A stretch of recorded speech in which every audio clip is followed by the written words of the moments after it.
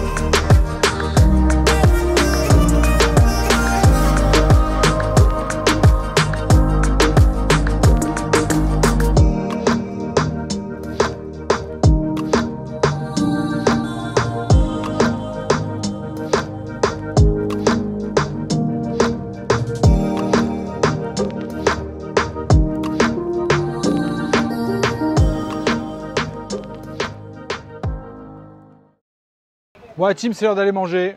On vous l'a dit, on vous emmène dans un des restaurants chinois de ce quartier que l'on adore. Ça s'appelle le All China Café. Si vous avez des amis à amener quand ils viennent à Kuala Lumpur, si vous venez visiter Kuala Lumpur, c'est vraiment une institution.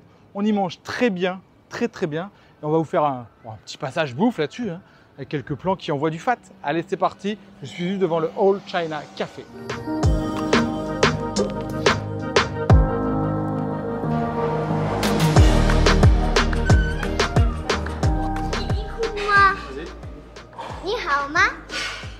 Tu fais le malin là. c'est un mariole. Notre fils est un mariole. Je vous le dis, notre fils est un mariole. Ah, le père aussi, c'est un mariole. Donc la team, voilà un peu le menu. Donc on a du riz bleu, hein, du nasi kerabu, on a du nasi lemak, du nyona loksa, du chicken, on a vraiment pas mal de trucs sympas, du bœuf redang, très sympathique aussi. De toute façon, ça pique un peu, hein. Il y a des trucs qui arrachent un peu. Donc moi je me suis laissé tenter par le petit nasi lemak et Titi. J'ai pris un sweet and sour. Et j'ai un bobo là. Un sweet and sour chicken. Et moi j'ai un bobo. C'est une sauce aigre douce comme on dit. Et la lotine, c'est un bobo. Qu'est-ce que t'as fait? Je me connais sur la chaise. Quelle est la lotine? Lève la main. J'appelle le serveur. On voit pas.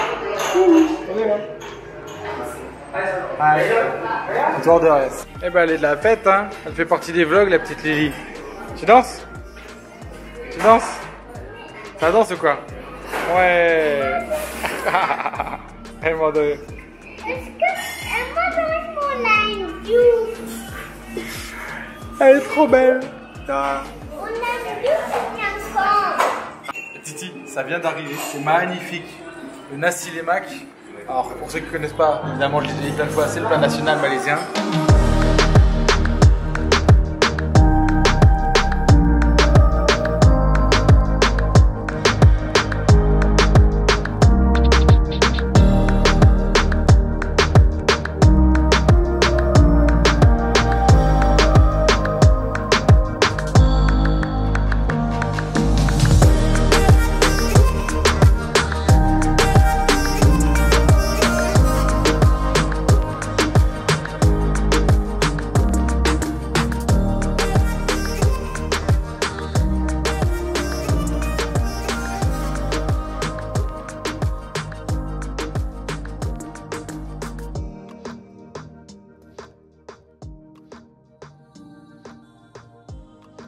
Il est magnifique.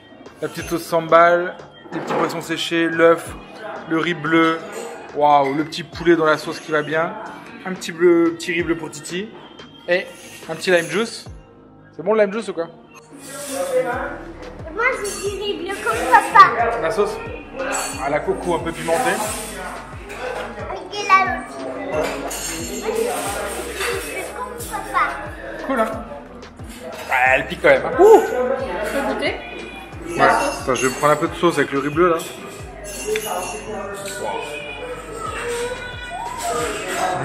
Bon. J'adore la SGM. Moi, je vais en profiter également pour goûter à 100 balles. Celle-là, elle est bonne aussi. Ah voilà.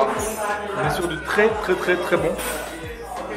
Je vais me prendre goûter le petit poulet là. Je crois que le petit poulet. Petit poulet. Riz bleu. Ça. Moi, je vous le recommande. Quoi? C'est brûlant. Et voilà, qu'est-ce qui vient d'arriver? Le petit beef rendang. Donc un plat bien traditionnel. Hein. Donc ça, c'est plutôt malais. Plutôt plat malais. Et ça, plutôt plat chinois. Bon, voilà la team. Mon dessert préféré en Malaisie est arrivé. Le fameux sago. Gula Melaka, vous l'avez déjà vu dans pas mal de vlogs. Je le prends souvent. En tout cas, c'est un vrai bonheur ce petit truc là. Waouh. Wow. Quoi? C'est pour moi. Donc, je vais partager avec Titi pour éviter la guerre. La guerre? Juste la guerre. Il m'a partagé. Hein? Et donc, ce sont des perles du Japon avec un petit peu de petite crème avec du sucre de Melaka. C'est... Faut goûter. Dans le vlog de Melaka d'ailleurs, vous l'avez déjà vu, je l'ai déjà goûté dans un des restaurants. Et ben là, on va rattaquer. Tu prends ça avec le caramel, il est là. Voilà. Je vais essayer de casser un peu le petit billet. C'est comme du riz. Oui. Ouais. Et après, on goûte.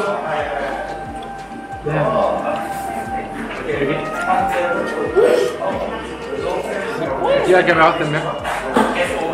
Alors, c'est bon? Validé? Ah, voilà. Ça fait un peu penser au riz au lait. Mais j'adore. Vraiment, c'est... Bah, au riz, ouais, sans l'arôme Ça, c'est vanille. aussi mon dessert préféré en Malaisie. Tu sors ça d'où, toi? Il apprend vite, le jeune. Bon voilà la team, on a terminé de manger. La bonne nouvelle de ce resto, c'est évidemment le prix. 110 ringgit pour tous les trois, donc ça fait un peu plus de 23, 24 euros, 22 euros. En tout cas, on s'est régalé, c'était superbe, belle adresse. Donc dans votre petit tour un peu de ce nouveau quartier de Petaling Street, ben vous venez là, après vous prenez une petite glace juste là. Il y a plein de petites échoppes vraiment très sympathiques. Pas mal de propriétaires chinois qui en font un truc plutôt cool. Et malheureusement là-bas en face du Concubine, le petit pont est fermé, donc on ne pourra pas vous montrer l'intérieur qui est extraordinaire. En tout cas, venez chiller tranquille ici, il y a un peu de monde, c'est hyper agréable. D'ailleurs, je vous renvoie sur la vidéo des 2 bars cachés qu'on a fait ici, le SP 150 et le DC's, ils sont juste dans ce quartier-là, ça permet de sortir le soir et ça c'est super.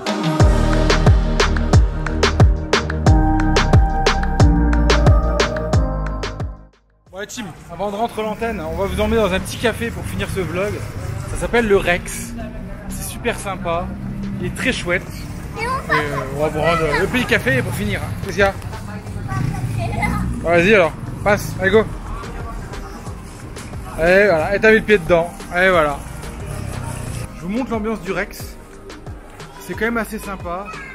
Pour un petit lunch, pour boire un verre. Ça fait un peu genre de food court. Très sympa, l'ambiance est assez chill. Franchement c'est pas mal. Très bien, boire une petite bière. Vous êtes bien, vous passez là en fin d'après-midi. Un petit café, une petite bière, un petit apéro. C'est pas trop chaud, c'est assez agréable. Et je pense que c'est ici qu'on va conclure ce vlog. Parce qu'il fait une chaleur dans lequel. Je vous montre un petit le côté un petit peu artiste qui est très sympathique. Et voilà la team, on se retrouve pour la fin de ce vlog. Timéo a sa petite bouteille d'absinthe. Il va se mettre bien, on va tous être très tranquille ce soir parce qu'il a été horrible pendant ce vlog. Mais bon, on va bien, on vit bien. En tout cas voilà, j'espère que ça vous a plu le petit quartier de Petaling Street. Donc vous avez des petites recommandations pour une après-midi chill, tranquille, en passant peut-être par Merdeka juste avant avec le petit musée. Ça fait un bon petit tour. En tout cas, on a pris un petit pied tranquille à faire ça. Tilia est là, regarde Tilia. Voilà. On vous dit comme toujours de vous abonner, de lâcher un petit pouce bleu, Titi le pouce bleu. Le pouce bleu, voilà, il est là.